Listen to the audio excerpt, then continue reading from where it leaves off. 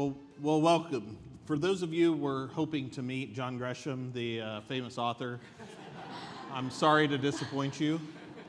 But the good thing is we do have an accomplished author here with us today, Dr. Geeta Nayyar. And thank you for coming to the next conference. Appreciate you being here. Just a quick introduction. So Dr. G as you go, but Geeta, is recognized as a chief medical officer, technologist, Wall Street Journal and USA Today best-selling author for the book Dead Wrong. It's a great book if you haven't had a chance to read it. She's passionate about using technology to innovate and transform care processes and how we think about automation, personalization, and scale of healthcare and how we need to accomplish that. So with that, welcome again, and thank you for joining us. Thank you. Thank you for having me at the first next conference. I get it, Ron. I get it. It's hard. No, truly. Thank you, John. Thank you, Ron. Thank you, Brian, Monique. And my cousin Mo, who lives in Tampa, is here, so I have to say thank you to her. Thanks, Mo. That's awesome. I do have to just tell you, I am a little disappointed you're not John Gresham. When they invited me, I kind of misunderstood that part. No offense, John. Yeah, that's how we got her here. I was like, John Gresham, of course I'll do a fireside chat with John. And the funny story about that is my first inaugural book signing in Miami. It was, first-time author, very, very nervous. And I walk into the Books and Books, and it was like this amazing crowd, like double the size of this room. And I was like, holy crap, people are actually reading my book. It's not just my dad. And they were like, well, John Gresham's book signing was right before yours. This is the overflow. And I'll take it. I'll take it. That's awesome. Well, really appreciate you being here. And you have an interesting path. You spent time as CMO of Salesforce and AT&T. Tell us a little bit about that. We're at the intersection of business, medicine, and tech. But what took you on that journey? Sure. So I'm going to get a little personal since we haven't already, John. I have to tell you a little bit about my family. Mo can chime in as we go. But Mom is a triple-boarded ophthalmologist, OBGYN, internal medicine doc, India, UK, US, so she had to train several times. Started Hem-Onc, had me, so the story goes she dropped out of Hem-Onc because I was a little inconvenient. Dad is a double-boarded pulmonary ICU doc. Come from a South Asian family of immigrants, came to America to give their kids the opportunity to also go to medical school and paid for medical school. So I say all of this because when I called to tell my mom and dad that I was going to be the doctor for the phone company, they were slightly disappointed. Slightly disappointed. Yeah. But the truth is, I am of the generation of physicians who went from paper to digital in our residency. That was a lot of fun. So we literally, side by side, I saw firsthand what paper could do for us and what the electronic health record was going to do for us. And I saw very quickly in my early 20s, not that long ago, but I saw very quickly the promise of technology. I saw very quickly, I understood this was going to be analytics. This was going to be how we shared data, except we haven't yet, right? I understood virtual medicine was going to become a reality. I understood all of this very early, and I said, you know what? If I really want to impact healthcare, understanding those connection points between clinical medicine and tech is going to be key. And I know you all have lived through it. I also understood that the technologists had really good intentions, but really bad execution, right? They did not actually understand workflows. They did not actually understand what doctors needed, what patients wanted, which was for us to look them in their eyeballs and talk to them and really truly understand what it is that drove their care. So a number of opportunities became available to me, but it was definitely not the plan to work for the phone company. Yeah. Well, it's a great path, and just kind of reminds me of you don't know where your future's going to head, and there's endless possibilities in healthcare. So I think we both spent similar times in healthcare. I spent, as Ron indicated, 20 years in healthcare with Cerner Corporation, around the EHR, and really all around digitizing, moving from that paper to digital record. And obviously, I think your book talks about this, but the industry hasn't yet, accomplished, how we think about, what I term as second order effects. And I'd love to explore that a little bit, and how you're thinking about how do we take advantage of all this digitization of the record, the patient, and how we think about them, but what does that need to look like moving forward? Sure. And so I think you have great perspectives on that, and excited to have you hit on that. So, with that, what do you see as key challenges, opportunities, for healthcare and health IT right now, from doing that? Sure. Well, first of all, there's no doubt that we're living in a tech-forward world, whether in healthcare or out of healthcare. And there's no doubt that the consumer is only going to be more tech-forward, and the future generations of physicians, therapists are only going to be more tech-forward. What we have to remember, and I know we all want to forget, is that we are living in a really historic post-pandemic time. We have lived through a really, really amazing time in healthcare. Perhaps the only silver lining of the pandemic is that we saw tremendous innovation, right? Telemedicine being one of them. We just saw a quick overnight acceleration in a way that we have never experienced in our lifetime. So it has changed the game fundamentally for the appetite for innovation. And when we talk about the latest buzzword, generative AI, right? We have to be mindful of some of the things that we want to accomplish and some of the things we don't want to. But the second thing we have to remember is that we are living in a historic time as a result of all of this, of physician and care team burnout. 1 in 5 healthcare workers have left the healthcare industry since 2020. And those numbers are continuing to go up. And not the only reason, but one big contributor to that is bad technology. Is technology that actually slowed down our workforce and took away their joy, frankly, right? And so we have to be very mindful of that and think about how we can fix that, right? How can we automate the things we should and leave the human factor to those personal, intimate things that you all understand very well. We also have to remember that this is a time of new innovation and new partnerships, right? We've seen big tech come and go in healthcare. We've seen retailers come and go, Walmart most recently, right? We are living in a world where we as healthcare providers can't actually do everything alone, right? We're simply not going to be able to, and that's always been the mantra of a lot of healthcare leaders is, well, we're going to do it ourselves. We're going to build it ourselves. We're not going to partner with anyone. This is the era of partnerships. And let me tell you, what these non-healthcare companies are bringing is big pocketbooks, but also they understand consumer experience in a way that we simply don't understand in healthcare. We've been talking about consumer experience since the beginning of time, it feels like, right? But yet no one raves about their experience in a hospital, a waiting room, an ER, et cetera. It's always, gosh, I had to sit there, I had to wait. This remains still in this era of innovation, still the #1 experience is poor.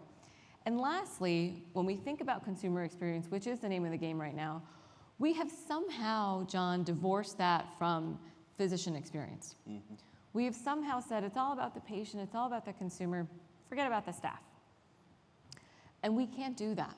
And you all in this room understand this better than anyone. If you have a burnt out workforce, you will never have a good consumer experience. Does that make sense? Does that resonate?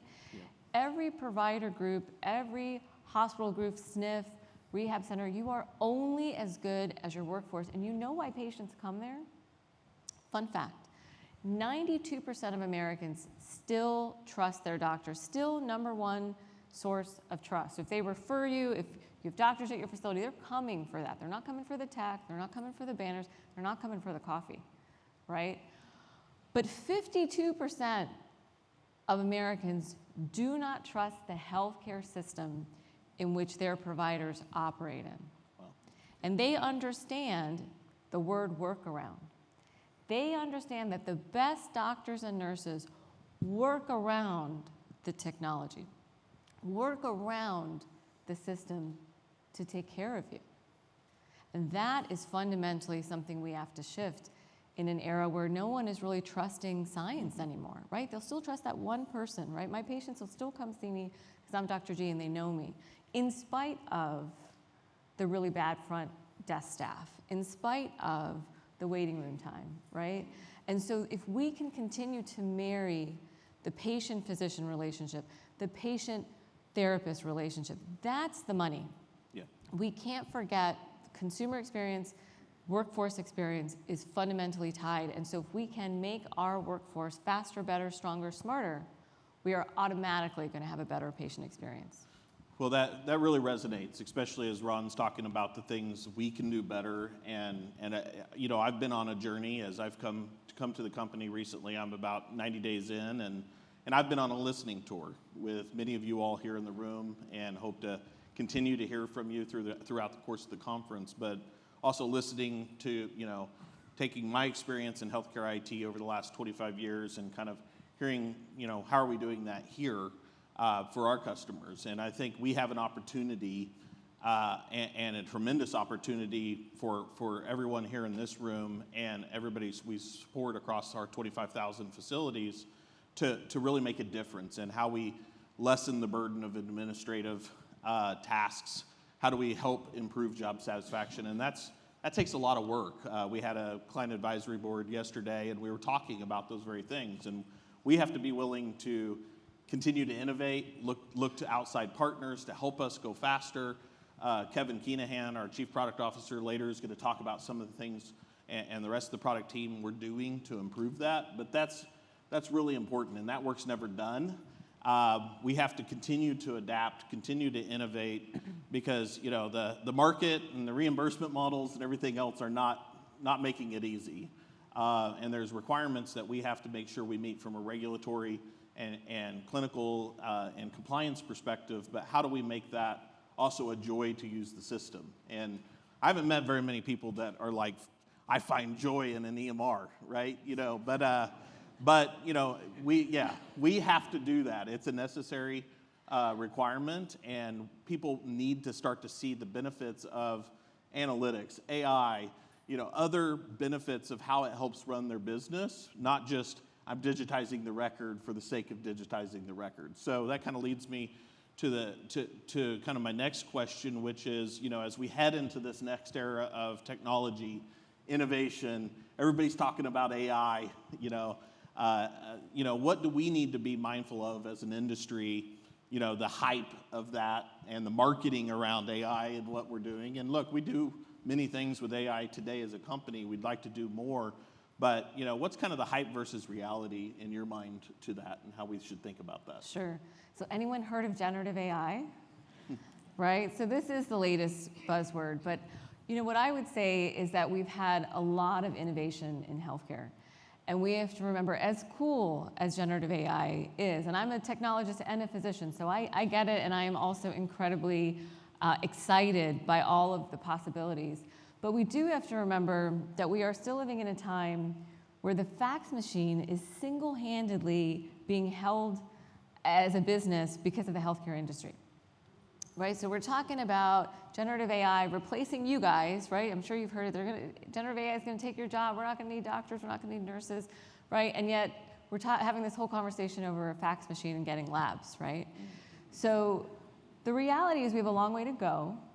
We have a lot that we're still learning and understanding, right? We need to take a crawl, walk, run approach. We need to still understand what this technology can do. And there's a lot of really low-hanging administrative things that generative AI can do today. And those do not include replacing the provider, replacing the therapist. That's the wrong place to shoot. It's the wrong problem to solve. The problems to solve today are, number one, documentation, right? No one became a therapist so they could document. No one became a therapist so they could do prior auth, right? I know you guys are really smart. I want to believe I'm really smart as well, but I don't know everything at the bedside. And so clinical decision support, I'll take it, just like I do now with all the other tools that I have, up to date, et cetera. I need to look up something to be smart and fast. That's a huge asset to me and the entire care team. And thinking through diagnostics and therapeutics. It is amazing what we did with the mRNA vaccine. It's amazing what we did with the COVID vaccine.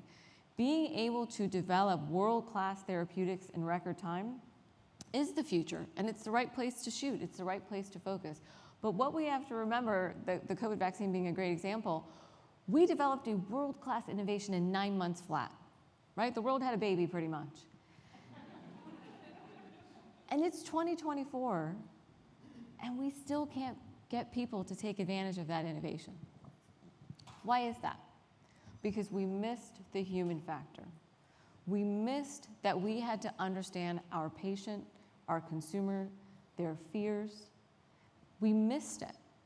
So I'm a big believer that innovation's great, but if you just innovate in the lab in a petri dish, you haven't really saved the world.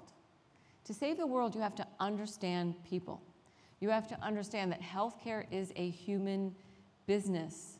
It is the business of humanity. And you guys do that best. There is no generative AI tool that is taking your job.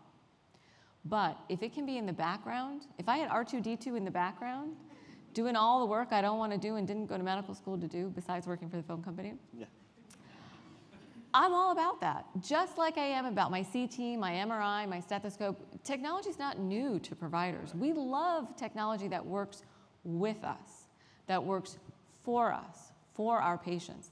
That's the issue.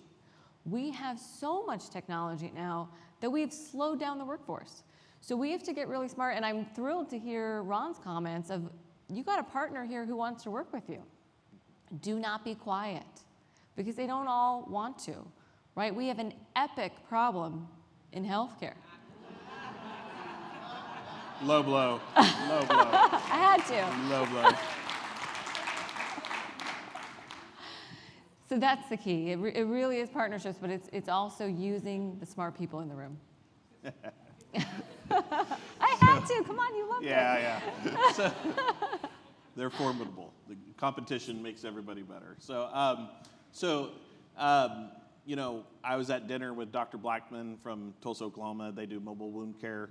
And we were just having fun. And Amanda, who was at our table, who's on our sales team, she did chat GPT and asked about a wound. And we were pretty impressed with what came back. She just happened to have it on her phone. I mean, who doesn't have that on their phone? But we were pretty impressed. But it by no means gets to where the clinician, you know, needs to provide their great insights. But how can we take advantage of what is there to speed documentation, to speed how we can get to the most important element in the clinical workflow and make people more productive? And I think that's a big thing. Is productivity is becoming such a important thing in healthcare with the cost of staff, and so we're being asked, and I'm hearing, how can you make us more productive? How can you help us to streamline our workflows and make it easier to move through the process to treat the patient so that we can spend more time with that important connection with the patient?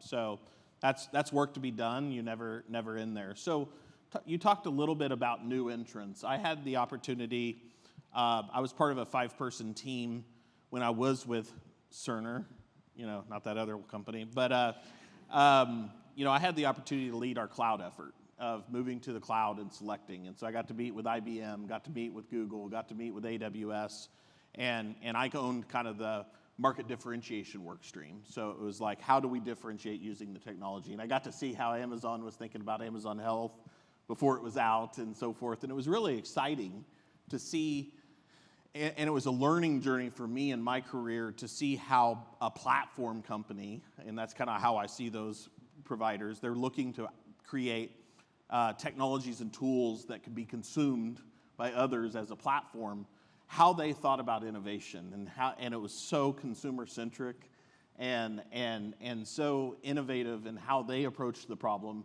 But we've seen with the recent Walmart news, like that's, you know, you've also seen those folks enter and then exit out of that. So it kind of leads to how should we be thinking about partnerships and, you know, this next chapter of healthcare. And I'm a big advocate for partnerships and built a lot of partnerships over my career with companies like Nuance and Imprivata that are very healthcare specific companies to broaden the portfolio. So you know, how should we be thinking about partnerships, and what does that mean to you when you say that word partner, and where do you see that headed? Sure. So I'm also a big believer in partnerships because I think healthcare remains a team sport, right? We don't all have the answers, we don't all have the resources, and frankly, it's nothing that we haven't been talking about for a long time. There's a lot of work to still be done. I think it's the right kind of partnerships.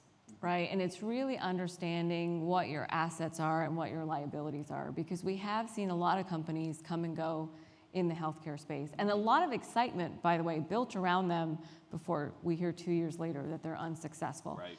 JP Morgan Chase, Berkshire Hathaway, IBM Watson, Walmart, we've seen them come and go.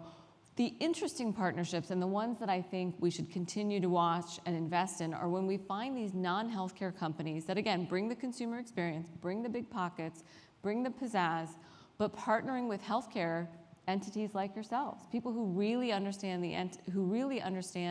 the industry, but perhaps don't have as much know-how or innovation appetite. A couple of examples of those. So Best Buy Atrium. I don't know how many of you are familiar with the partnership with Best Buy and Atrium, but Best Buy and Atrium signed a deal in which they started out with CHF patients, right? Transitions in care, patients who had CHF were treated in the hospital, but then there's a well-known data on CHF bounce backs. Patients go home, don't understand their medications were changed, had too much salt, they're back, readmitted in the hospital 4 or 5 days later. All very preventable if we had known what was happening in the home, i.e. Best Buy. So not that it was innovative to now have a home weight scale or home blood pressure monitoring or being able to get in touch with a nurse, but what was cool to me about the Best Buy Atrium partnership is guess what Best Buy has that Atrium will never have? The Geek Squad. Because the number one reason patients fall down with their remote monitoring devices is their Wi-Fi. It's their infrastructure. They don't know how to set up the device. Somebody moved the device and then they don't know how to fix it, right? Particularly in the 65 plus population, which are the ones that are the most expensive and have the most chronic diseases. So that is a really awesome partnership to see because they understood exactly what we talked about a minute ago, the human factor. They understood that people have watches, they have rings, people are measuring stuff. But for the population, particularly 65 plus, there were just basic home infrastructure stuff that Atrium was never going to solve, nor was interested in solving, nor had the workforce to solve. So it wasn't about the healthcare. It was understanding the home environment in a way that the hospital could never do, right? Meanwhile, driving outcomes, saving money, saving readmissions, saving ER visits, and if anyone's heard of value-based care, that's the way to do it, right? Another interesting partnership, Stanford and Apple. Stanford and Apple are doing a study right now on patients with AFib. So patients with AFib have to go on anticoagulants, as many of you know, in most cases. And anticoagulants are both expensive and dangerous. If you slip, you fall, you're playing pickleball, it's not a good thing, right? So Apple and Stanford set up a study where they're looking to see could monitoring for AFib actually serve as the intervention, and actually anticoags may not even be needed.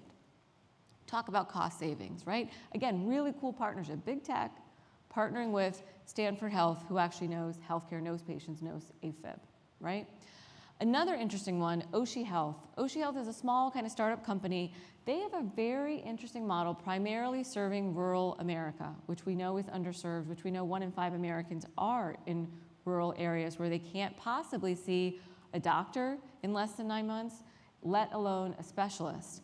So their model is a GI telemedicine model in which they offer telemedicine in GI specifically, but they are sending all the referrals locally to the rural hospitals.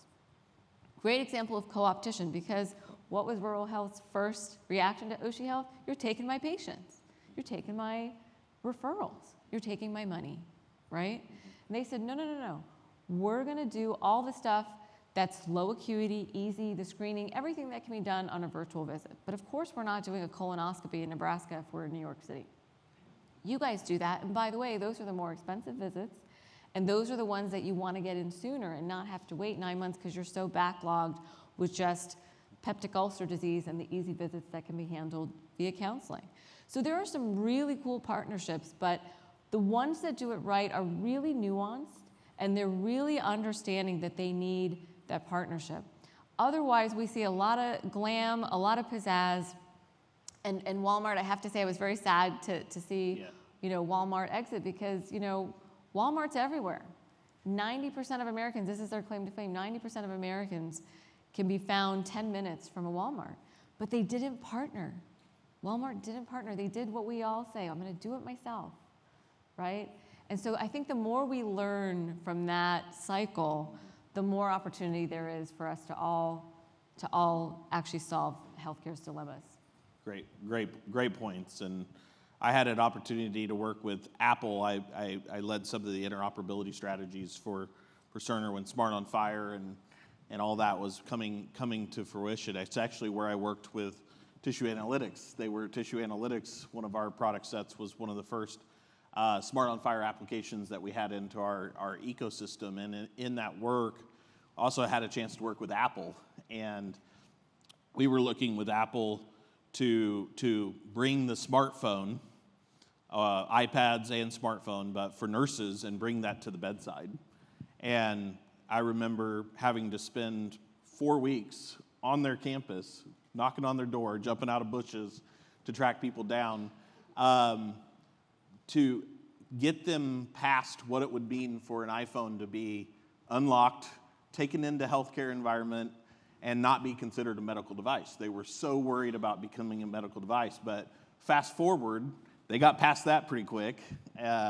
We got an unlocked iPhone, and then we found out they weren't quite ready for the network needs of healthcare and some of those pieces. And so I think there's a lot of lessons learned, but it's exciting to see folks like Apple coming with HealthKit and integrating and bringing it together so people can continue to innovate around the consumer. And so as I think about that and going forward with Net Health, how are we, I think this partnership, that's a key word for me, and it means a lot to me as well. I think it's important for us to be a solid business partner. So how are we aligning with each of you all in the room around, the changing reimbursement landscape, the move to value-based care? How are we helping navigate? How do we help you get through that change? Because I think a lot of us are living in a foot in each canoe. Fee for service, and how do we maximize reimbursement there? But also, how do we start to live in a capitated, at-risk model? And then a clinical partner. We talked about streamlining, and we'll talk more about streamlining clinical workflows and really driving productivity and return on investment in the technology. And then a technology partner. So how do we think about continuing to innovate? And I think our goal should be we don't want all of you all to have to become systems integrators, piece it all together. So part of this conference is to connect and to collaborate and to learn how can we take the weight of some of those innovative partnerships, how can we take that off of your shoulders, let us be the integrator and the technology, but take your lead and listen to where you're going in the market and so forth. So I think that's really important for us as we move forward. John's giving out his cell phone later if anybody needs it. So, sure. Absolutely. John Gresham in your phone. I'm not. So kind of what do you think? You talked about post-pandemic, and in your book you talk a lot about the misinformation that occurred during that time, and it was really enlightening for me as I kind of read it. Kind of what was that one post-pandemic lesson that the industry should remember and take away from that event? Sure. Well, again, I know that we are all trying to forget the pandemic and don't even want to hear the word COVID, but the truth is it happened, and I think it was a great reminder both to the industry as well as just all of us as people, that health is wealth, period. Right? And I know that resonates with a lot of you. I personally lost family members during COVID that passed, not to mention patients, colleagues. It was a horrific time, right? But the number one thing that the consumer has taken away is health is wealth. And if I can read about it on Instagram, if I can buy a supplement, if I can measure it, I'm going to put my money on it, John. I'm going to buy a watch, I'm going to buy a ring, I'm going to buy that supplement for $29.99. And if I can't get a doctor's appointment, that's okay. I'm going to follow that influencer on TikTok who says they'll make me young again. Does that resonate? The problem we have to remember, though, is that's where the consumer is at. Healthcare has left this huge gap, right? The consumer is hungry and thirsty for knowledge about their health because of the pandemic, even more so, right? The wearable market went from a $24 billion market in 2019 to a $54 billion market in 2024. So not only is the consumer hungry and thirsty for healthcare information or healthcare knowledge, but they're willing to spend their out-of-pocket money. These are not copays I'm talking about. This is, I'm going to buy you a Fitbit, an Apple Watch for Christmas, right? I can't wait. Damn, now you got it on camera. I can't go back up. So it's important that we remember, as healthcare, there are misfits out there, those spreading mis and disinformation. They are actually victimizing our patients because we're quiet, because we're so hard to find, right? We don't have a social media presence. We're not acknowledging that this is the way America's finding out about their healthcare. 59 million Americans turn to social media for healthcare decision making. 59 million Americans turn to social media for information about their health. And they're not talking about mammograms for the most part on TikTok. They're talking about that supplement for just $19.99. And you don't need a doc. I'm Dr. John Doe. I'm here all the time, 24/7, right when you need me. Where's your doctor? Right? So you as providers, though, we have this opportunity because of this technology. Why couldn't that be us? Why couldn't that be your facility that is meeting the consumer where they're at? Why couldn't we use social media, artificial intelligence to spread the facts? Because mis and disinformation is not new, by the way. It's been around since the Black Plague. What's new is the technology that we have today is spreading mis and disinformation 6 times faster than the facts. And healthcare is not paying attention. We've thought of mis and disinformation as this like the smell in the hospital, that disinfectant smell that everyone knows distinctly when they walk into a facility but doesn't mention.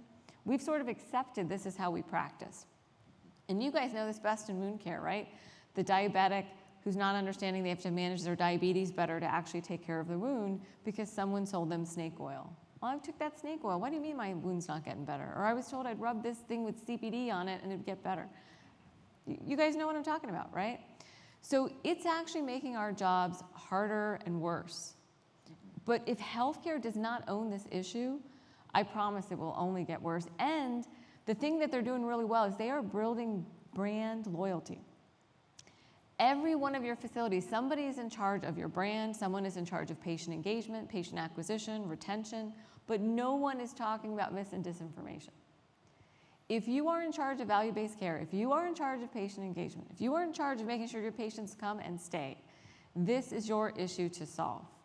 We have got to give you guys in the room a microphone to get the facts out there. And I talk about this in the book, particularly in chapter 8. The Cleveland Clinic did this incredibly well. You all know this. Cleveland Clinic, Mayo Clinic, they have outstanding digital presence. And not only do they have a digital presence in every aperture that a consumer has found, but you can actually make an appointment anywhere in the country with one of their providers. They are accountable not just for the information they put out there, but if something goes wrong, they'll take care of you. How many of those folks on TikTok will do that? They won't. And those are the things we have to start talking to our patients about because this is the environment in which we live. Yeah. No, I think our role is to, how can we continue to be an enablement partner for all of you all. We want to help you connect to the customer and the consumer the way that you're looking to for your business. But, how do we do that from a B2B to C perspective, business to business, back to the consumer? Our role we see is kind of an enablement partner. But again, how are you looking at innovating there, making sure we understand that, I think is really important for our role here. And I have one more comment to make on that. Please. For some reason in medicine, we have always looked down on marketing. We have always thought, well, we're busy saving lives, right? And I just read that last paper in that last journal. Marketing is for quacks. Or marketing is to say we're on the corner of 6th and 7th and we're open 24/7 and we take these 3 insurances, right? Yeah. Marketing is now the new patient education, right? And you are competing with top-notch marketers in every industry now who claims to be a healthcare expert and yet doesn't have a license for anything, right? And I'm a rheumatologist, so I know this firsthand. We give some pretty scary drugs in my field. And the first thing I say when I make a new diagnosis of lupus, rheumatoid arthritis, et cetera, is please do not go on the internet. Please get off social media. I'm going to tell you the 6 places I want you to read. They include the Arthritis Foundation, the Lupus Foundation, and if you love social media, great. Here's the top 3 influencers I recommend. And if all else fails, there are umpteen patient advocacy groups that are on your side. Go to them, right? Go to the people that are accountable. We have to understand marketing is not a nice to have anymore. It is a must have. Francesca, did you hear that? All right. Yeah, She didn't even pay me to say that. Take the $5 later, Francesca. No. She does have a cool accent. You got Pittsburgh, and then you got Oklahoma. So, I'm just proud to be here. I was born in Beckley, West Virginia, believe it or not. So kind of, what inspired you to write the book? I was sitting in my home office, like so many of us, and I really felt like COVID was deja vu. Mm-hmm. For me, it just brought me back to the HIV/AIDS epidemic. How many of you were practicing during the HIV/AIDS epidemic? It was an unforgettable time, particularly as a young physician in Washington, D.C. at the time. I was training at GW, and literally patients were walking in dead, right? Full florid AIDS, full florid coccidiomeningitis, everything, Kaposi's. They would just walk in and you knew they had very little time left. And I was a young doc in it for saving lives, in it because I wanted to improve people's lives. And I felt so helpless when patients would routinely come in and say, well, I'm not gay, doc. I can't possibly have HIV/AIDS. Or I'm not a drug user. I can't possibly have HIV/AIDS, right? And all of our professors at the time told us, kids, we were basically kids in medical school residency, and we were told, this is a once-in-a-lifetime crisis. You're going to be better doctors. You're going to understand public health. You're going to understand humans better. And it will pass, right? And it will pass. And I remember saying the same thing to my medical students and residents during COVID. Only the overarching theme was exactly the same, which is in healthcare, we're so used to putting out the fires, right? We're so used to managing the emergency room that we don't think about who's starting the fires. We don't understand the communities that propagate mis and disinformation that make our jobs harder. And ultimately, all of those patients end up in the ER with the doctor, a therapist, someone helping them fight for their life, but it's often too late. Right. It's often too late. And I felt like this was just the big miss that we really never talk about in healthcare, just like that disinfectant smell. We've kind of just accepted this is the world we practice in, and we move on with our day. Does that resonate with you guys? Does that make sense? I can't imagine you've had too many speakers talking to you about mis and disinformation, right? Yeah. And here we are living in a consumer experience world, and a world where we have patient engagement tools. This has to be part of the strategy. It has to be part of the strategy because it's part of the problem. Yeah. Was it Jerome in your book? Yeah. One of your patients that was going through HIV and was struggling, and I thought it was really interesting that the pivotal moment that played in your career and how you thought about that and how he was struggling with that and some of the misinformation and beliefs he had developed because of where the market was and just how we need to change that script. And we saw it with COVID, and it's not just a technology and it's not just a social media thing. That certainly exacerbates it, but it's been occurring before social media was even, with HIV, was even around, and just kind of this misinformation or misunderstanding. And so all of us as enablers of technology, clinicians, providers, we have to be on the forefront of changing that. And that's kind of a lot of what I took from reading. So, as you talk about how to do that, how to scale trust in healthcare and how to take a step in that direction. Talk a little bit about how you think about scaling trust. Sure. So again, we are living in a time where science is not cool, right? I have a 12-year-old, so she reminds me of that occasionally. But we've lost trust in healthcare, right? And ultimately what brings our patients in is that relationship like we talked about. So one of the individuals I interviewed in the book was the head of marketing for Bacardi, for big brands, Coca-Cola, Pepsi. And I asked him the same question. I said, how does marketing build trust? Because there's just some brands, you trust them. And you know if you go to the Ritz-Carlton, you're going to get a great experience. You know if you're at the Marriott or Hyatt, you know what to expect. What do we have to do in healthcare? And he said, it's know, like, trust. That's the model. That's what marketing uses, and maybe Francesca will shed some light on this later. But one, your customer, your consumer, they have to know you, right? They have to know you. So in today's world, you have to have a digital presence. You have to have a loud enough digital presence that they can find you. It's obvious that you exist, right? They know where you're located, who you are, et cetera. Second, they have to like you, right? They have to think there's something about you. Like, I thought it was John Gresham. I was like, yeah, I'm gonna love John Gresham, right? They gotta like you. And guess what? Part of being liked is like what color your hair is, right? Where you're from, right? And the number one question I get asked every time I drop off my daughter at her school is, hey, Dr. G, do you know a female cardiologist? Do you know a female pediatrician, right? Women like to see women. African Americans like to see African Americans. Women like to, like to see other women. Men like to see other men, particularly in neurology, right? So that's okay. We have to acknowledge that being relatable and reachable is the like part. And there are certain things in certain communities that are going to be attracted to certain things. And we have to look for that. We have to represent our constituents and be proud of that and be happy to take care of those communities. And then lastly, trust, right? What is trust? Trust is when I have a problem, I can get in touch with you, access, and you will show up to the best of your ability each and every time, and we will solve that problem together, right? There's probably a handful of people that you all personally trust, or in your workspace that you have a record with this person, with this organization, that they always show up. You've got a problem, you call them, you text them, et cetera. When you look at healthcare, we fall down on all three of those, right? Do I know you? For the most part, healthcare is still something where we ask each other. It's still word of mouth referrals. It's still about geography. We haven't fully gotten the memo that virtual medicine is available everywhere, anytime, right? The likability, we take care of minority communities, but we don't often highlight them in our workforce or intentionally recruit for them. And we need to do that. And then we can't ask ourselves why those communities don't come to us, right? And the last piece is trust, access. Access is the first part of that. I have to know who to call. And when I come to see you, when I'm looking for my therapist, I want it to be the same one each and every time, right? I want to have an actual relationship with you that I can actually know who you are and feel like, again, I'm looking eyeball to eyeball and you've got my back.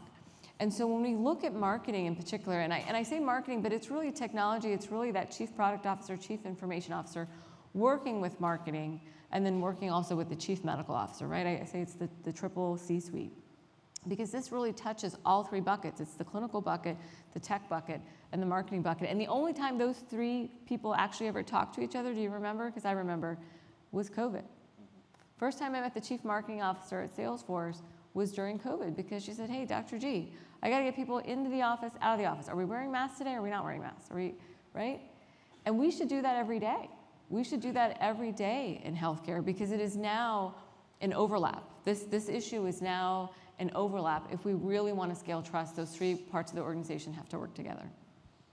That's terrific, and appreciate those thoughts. Just because we kind of look to wrap up here, one thing I think is important is, what role do you see healthcare leaders and the folks here in this room needing to play in the future? And in a couple of words, how you think about that to take away. Sure. So again, I know that we're all very excited about generative AI, myself included, but we have a lot of innovations to look back on and learn from. And the EHR implementation is really the first place to look, right? So much of the way EHRs were rolled out, so much of that innovation was done to doctors, to nurses, to therapists, to all of you in the room, right? And it disrupted your workflows, and it frankly pissed you off, right? And made you slower, right? This time, it has to be done with doctors, with nurses, with therapists, with people like you in the room, with you guys calling his cell phone, right? You have to have inputs into the innovation from the front lines of care. Not from the ivory tower, not from the wonky policy-making piece, but from the actual boots on the ground clinical delivery side. Because the closer the technology gets to the problem, the better it can innovate. And so this time, healthcare leaders, you need to be at the table, and you need to be vocal, and you need to invite yourself to the party if you haven't been invited already. That's really what has to be different this time. And when we look at social media in particular and where it plays into this, because it does play into patient engagement, marketing, et cetera, that is largely an unregulated space to this day, even though we have mounds of data of how this technology is actually lobotomizing our children, right? So we also have to innovate responsibly. And we have to understand that healthcare leaders can help us do that as we learn more about generative AI, what it can do, what it shouldn't do, et cetera. Great. Well, really have appreciated the insights, and thank you again for coming and joining us at our next conference. And thank you again for the time, and just we appreciate you being here and sharing your insights and your experiences, and so thank you very much. You bet. Yep. Thank you. I hope to be at the next.